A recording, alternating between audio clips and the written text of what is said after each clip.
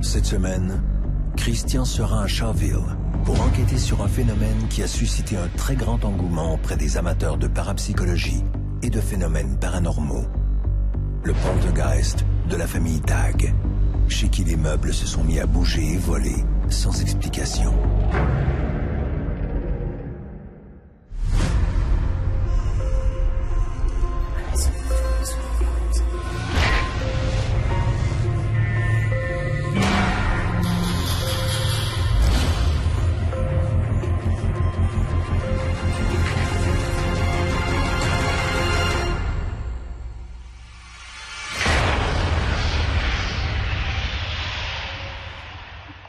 Les poltergeists. Le nom vient des mots allemands polter pour bruit et geist pour esprit. Ce sont donc par définition des esprits bruyants ou des esprits frappeurs. Ces phénomènes se caractérisent surtout, bien sûr, par des manifestations bruyantes, mais aussi destructives. On parle ici de coups frappés dans les murs, d'objets lancés au travers de la pièce ou de meubles renversés. Les phénomènes de poltergeist se produisent généralement de manière spontanée. Ils apparaissent soudainement, perdurent un certain temps, généralement quelques semaines, puis disparaissent aussi soudainement qu'ils sont apparus. On retrouve généralement au centre de ces manifestations un adolescent ou une adolescente ayant de graves problèmes émotifs. Tout s'articule comme si la matière autour de cet agent du poltergeist se mettait au diapason de leur état psychologique. En septembre 1889, des manifestations de type poltergeist ont commencé à se produire dans la ferme d'un certain George Dagg, un paysan de Clarendon, près de Shawville, dans le comté de Pontiac, au Québec. Ces manifestations auraient débuté par la disparition de manière inexpliquée de billets de banque. Ensuite, Madame Dagg aurait découvert dans plusieurs pièces de la maison des excréments. Rapidement, les manifestations sont devenues plus inquiétantes. Les 3 enfants des Dagg ont rapporté avoir été témoins d'apparitions fantomatiques. Ils auraient même été bousculés, agressés par ces forces invisibles. C'est surtout l'aînée des enfants, la petite Dinah Burden McLean, une fillette de 11 ans, la fille adoptive des Dagg, qui aurait été la plus ciblée par ces attaques. Ces manifestations auraient culminé par la présence d'une entité invisible qui, d'une voix gutturale, aurait annoncé être nul autre que le diable en personne. Aujourd'hui, je vous propose de revenir sur cette extraordinaire histoire qui, en son temps, a suscité mystère et controverse.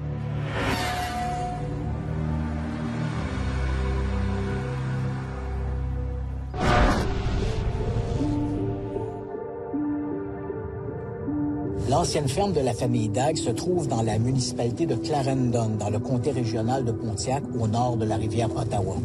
La ville de Shawville est entourée de la municipalité de Clarendon, mais n'en fait pas partie. Vers la fin des années 1860, un groupe de citoyens de Clarendon Centre, sous la direction d'un certain James Shaw, ont décidé de se dissocier du comté de Clarendon. À l'origine, l'idée était de baptiser le nouveau territoire Daggville, du nom de la fameuse famille Dagg, une famille de pionniers. Mais comme James Shaw avait promis de donner une parcelle de terrain à la communauté, la ville a été appelée Shawville.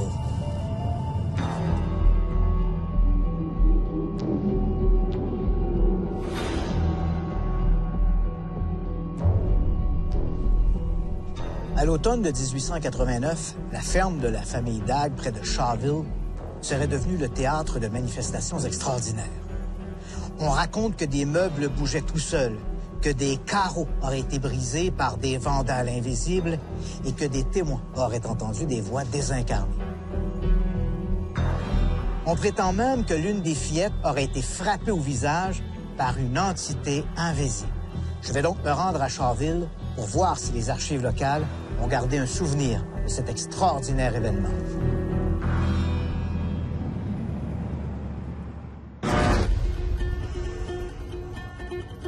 Christian est allé à la rencontre de l'historien Greg Graham pour en savoir plus sur les archives existantes du poltergeist de la famille Dagg.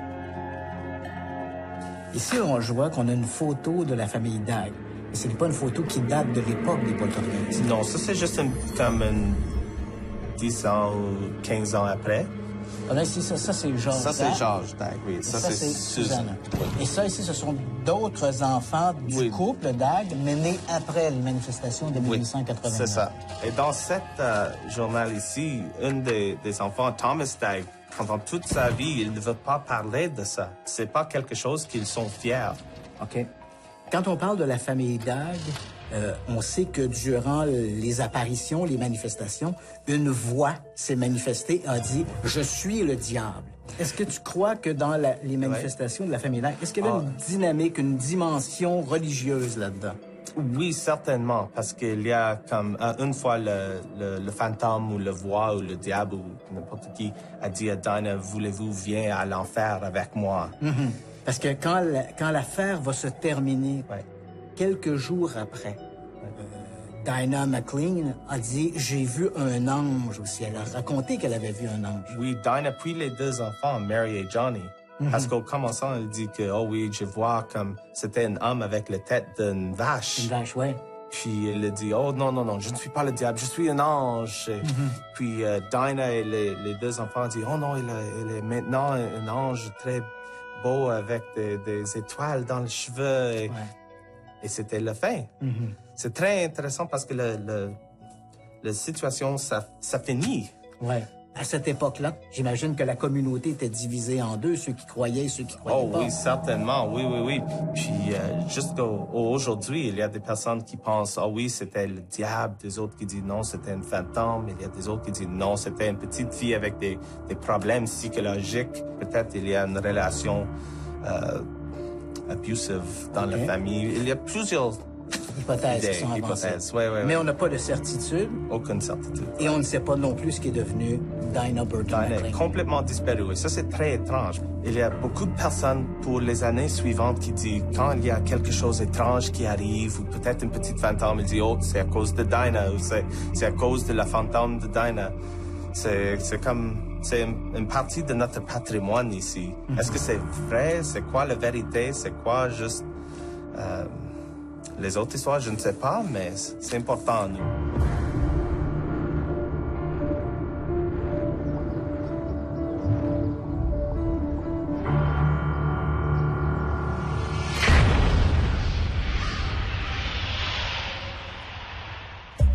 Christian a donné rendez-vous à Dan Duchesneau, un chasseur de fantômes, pour connaître son avis sur l'histoire de ce fameux poltergeist. Ce qui est assez particulier dans le cas du poltergeist de la famille Dag, c'est que le poltergeist parlait. En fait, poltergeist, c'est plutôt quelque chose qui est interactif avec le monde vivant. C'est quelque chose qui fait bien beaucoup de bruit, c'est quelque chose qui va bouger des choses, ça peut jusqu'à pincer le monde. Un poltergeist, c'est quelque chose qui ne dure pas vraiment longtemps, qui est typique du cas de Dag, ça a duré 3 mois. C'est quelque chose qui s'attache plutôt à une personne et pas à une location. Puis là, on pense à la petite fille Dina, de 11 ans, qui passe au travers de la puberté. Je sais qu'une théorie qui n'est pas prouvée scientifiquement, qui est psychokinésis, disant qu'un enfant, adolescent qui passe au travers de la puberté, peut avoir assez d'énergie pour bouger des choses.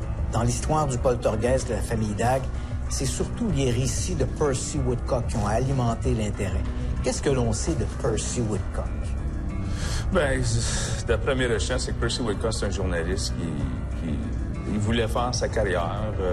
Je sais qu'il avait donné l'histoire, je pense, c'est le Brockville Recorder and Times. Il avait aussi donné l'histoire au Ottawa Press. Faut soupçonner que peut-être un journaliste qui fait juste commencer sa carrière, que peut-être lui va avoir quelque chose pour comme un pas en avant, pour avoir une histoire qui va donner de l'attention. Donc, le poltergeist de la famille Dag aurait été un peu le tremplin pour la carrière exactement, de c'est Percy ça, Woodcock. Exactement ça, je veux dire. C'est sûr que c'est une histoire fascinante, tu sais, et ça reste l'une des histoires quand même les plus connues de toute l'histoire des phénomènes paranormaux au Canada.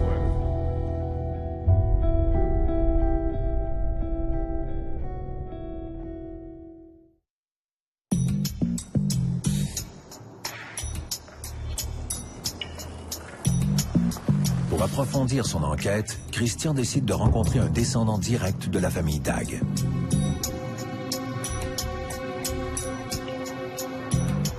Mr. Simpson, nous sommes à Le Portage-le-Fort. J'ai appris que George Dag avait été maire de la ville. Oui, il était maire, oui. OK. En 1913, il était maire. OK. Lorsque George Dagg était maire, j'imagine que l'on parlait beaucoup de cette histoire de poltergeist. En effet, mais beaucoup de gens n'y croyaient pas. Certains oui, d'autres non. Le journal de Shawville, des Equity, ne voulait pas publier cette histoire. Il ne voulait pas la publier car il pensait que c'était une farce. OK? Je pense pas que c'était le cas. Ça a duré trop longtemps, trop de gens importants de la région ont vu et entendu le fantôme. Mon grand-père était parmi ceux qui ont signé l'attestation. Il y a un formulaire où ils ont signé. 17 personnes ont signé. J'en ai une copie, mais je sais pas où se trouve l'original. Voilà le problème, où se trouve l'original. C'est Percy Woodcock de Brockville qui a couvert l'histoire. Yeah. Il l'a publié dans plusieurs magazines. L'histoire était aussi dans le journal de Brockville. C'était même dans un journal d'Angleterre sur le paranormal appelé The Light. Il était connu en tant que journaliste du paranormal. Il avait beaucoup accompli. À l'époque du poltergeist, Dana McLean était souvent associée à des événements qui s'y produisaient. Et c'est aussi celle qu'on a suspectée d'être l'auteur de la fraude. Oui, parce qu'elle n'était pas là quand c'est arrivé. Mais quand on lit toutes les histoires, on se rend compte que la voix du fantôme change souvent, que ça a duré trop longtemps. Donc c'est impossible qu'elle ait tout inventé. C'est juste étrange qu'elle n'était jamais sur place lors des événements. Ça fait réfléchir. Est-ce que l'on sait ce qu'elle est advenue? Oui, elle est tombée malade. Elle n'était pas en grande forme. Et ils l'ont envoyée vivre avec son oncle à Portage-du-Fort. Un jour, il y avait une troupe d'acteurs qui passait en ville, ici à Portage-du-Fort.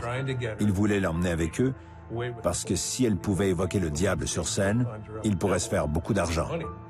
Ils l'ont laissé partir avec eux. Et aux dernières nouvelles, elle se serait retrouvée à Montréal.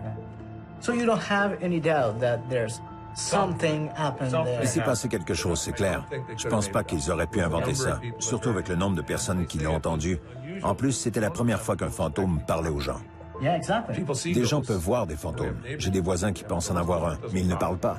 Alors le fait que celui-ci parlait et que Percy ait tout écrit, c'est plutôt extraordinaire. Si c'est vrai.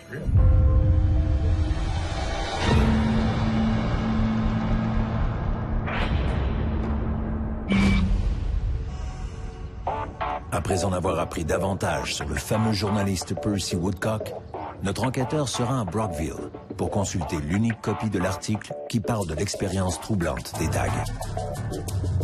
Poltergeist de la famille Dagg n'aurait jamais connu cette notoriété que nous lui connaissons sans l'implication du journaliste et grand amateur de paranormal qu'était Percy Woodcock. C'est lui qui, ayant eu vent de l'histoire, a décidé de se rendre à Shawville pour enquêter sur ces étranges manifestations. Au départ, Woodcock était persuadé que toute l'histoire n'était qu'un canular et il entendait bien le démontrer. Mais au gré de ses rencontres avec les Dagg, il s'est convaincu que l'affaire était tout à fait authentique, et d'autant plus qu'il a été lui-même témoin de manifestations extraordinaires. Là, ici, bien, on parle des communications entre M. Woodcock et le soi-disant esprit. Et là, on voit ici l'échange de M. Woodcock et les réponses. M. Woodcock demande pourquoi vous attaquez à la famille Dagg. Et là, on voit ici les réponses de ce soi-disant esprit qui parle. On a la liste des gens, au moment où les phénomènes vont s'arrêter, il y a une sorte d'activité paranormale particulièrement intense ce soir-là. L'entité en question, le poltergeist, avait d'ailleurs annoncé son départ. Et on retrouve la liste de toutes les personnes qui étaient présentes au moment de cette manifestation. Pour pouvoir bien évaluer le poltergeist de la famille Dagg, il nous faudrait des preuves solides. Nous n'avons aucune de ces preuves, si ce n'est les comptes rendus rapportés par Percy Woodcock ou d'autres journalistes qui se sont rendus à Shawville pour enquêter sur l'affaire des Dagg et qui ont colligé des témoignages. Mais des témoignages dans une évaluation objective est toujours le maillon faible de la chaîne.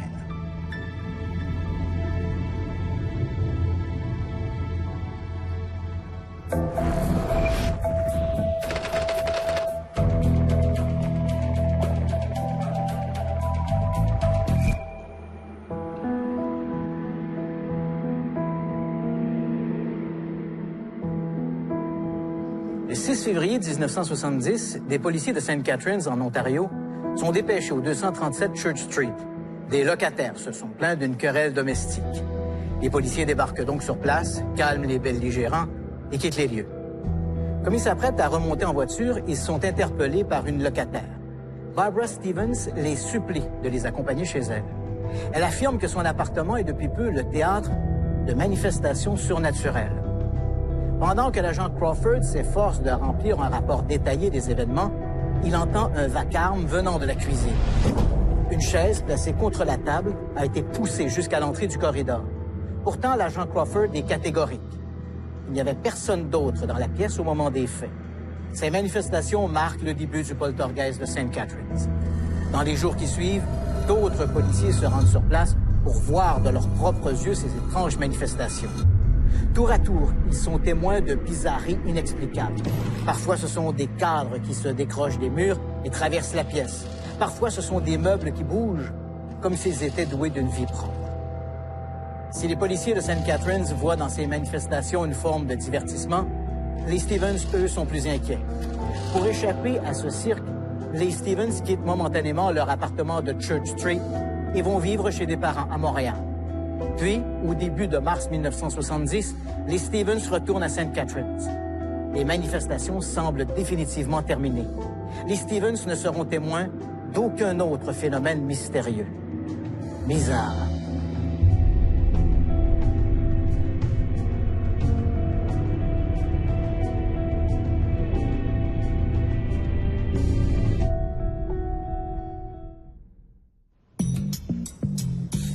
Une fois revenu de son enquête, Christian consulte les documents d'une expérience parapsychologique en lien avec les poltergeists, l'expérience de Philippe le fantôme. Au début des années 1970, un groupe de chercheurs en parapsychologie de Toronto a réalisé une expérience pour le moins significative. Le groupe a d'abord créé la biographie d'un personnage imaginaire, un aristocrate du 17e siècle, prénommé Philippe, qui aurait vécu à Dedington Manor. Ensuite, 8 des membres du groupe se sont réunis une fois par semaine, des mois durant, autour d'une table, dans l'espoir de communiquer avec l'esprit de Philippe. Après des mois de patience, leurs efforts ont été récompensés. Des grattements et des coups ont commencé à se faire entendre sous la table, et la table a commencé à se déplacer au milieu de la pièce, comme poussée par des mains invisibles. Cette initiative, baptisée « Expérience de Philippe, le fantôme imaginaire », suggère que l'attente peut créer le phénomène et que dans certains cas, un certain nombre de manifestations, attribuées généralement à des revenants, peuvent être la création de la psyché d'un ou de plusieurs individus, que cette création soit volontaire ou non. Évidemment, cette hypothèse est très controversée, mais nous offre une avenue alternative au sempiternel fantôme associé au phénomène des poltergeists.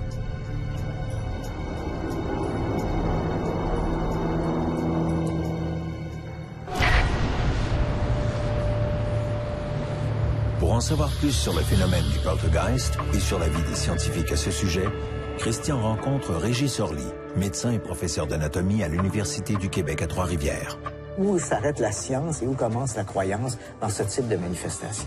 Ce phénomène, qu'on a souvent rapporté à des jeunes, plus souvent des filles, on sait que des phéromones produites par le corps d'un homme ou d'une femme peuvent avoir des effets à distance physiologiques sur quelqu'un. On sait que chez l'animal, un mâle dominant, par exemple, peut faire avorter une femelle s'il désire, lui, engrosser cette femelle. Et ça, c'est scientifique. Ce sont des effets qui sont démontrés en physiologie. Alors certains ont dit, peut-être que l'esprit de la personne est susceptible de provoquer ce genre de choses. On a l'impression que malgré toutes ces tentatives pour démontrer la psychokinésie, la télépathie, on a l'impression qu'on n'a pas beaucoup avancé. Comment est-ce qu'on explique ça? Je crois qu'il y a au moins 2 phénomènes qui expliquent, qui justifient même le peu de connaissances qu'on a. La première, c'est que les scientifiques s'y intéressent peu. Deuxièmement, ce sont des phénomènes qui sont, on peut dire, non reproductibles.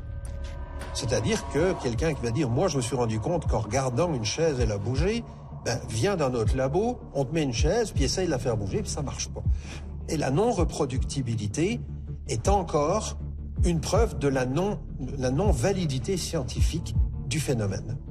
Ceci étant, je pense que les scientifiques devraient, dans certains cas, s'y intéresser, parce que socialement, ça a des conséquences énormes. Donc il y a un intérêt. Et la non-reproductibilité, écoutez, de moins en moins, c'est un critère légitime et exclusif On sait que les astrophysiciens ne peuvent pas créer de trous noirs. Ils attendent d'en trouver un. Et pourtant, l'astrophysique est une science. Les volcanologues, c'est la même chose. Il y a énormément de domaines scientifiques où on ne peut pas reproduire, où on est obligé d'attendre que ça se produise. Donc ce critère-là, devrait peut-être être un petit peu mis de côté dans certains cas.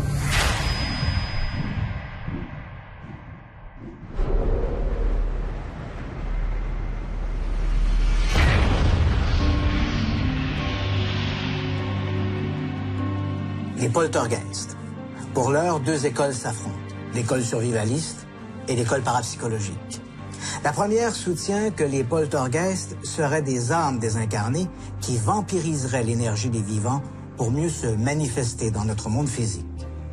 L'école parapsychologique, elle, croit plutôt que les poltergeists seraient une manifestation d'une forme d'énergie psychique qui provoquerait de la télékinésie involontaire, le pouvoir de la pensée sur la matière. Si cette deuxième approche semble plus terre-à-terre, elle nous force à introduire dans l'équation un élément surnaturel, l'énergie psychique, qui, scientifiquement parlant, n'a jamais été prouvée. Si les poltergeists relèvent d'un phénomène paranormal, comme dans l'affaire du poltergeist de la famille Dagg, il est bien évident que la mécanique nous échappe encore. Le généticien britannique J.B.S. Haldane disait « Le monde est non seulement plus étrange que nous l'imaginons, il est plus étrange que nous pouvons l'imaginer. »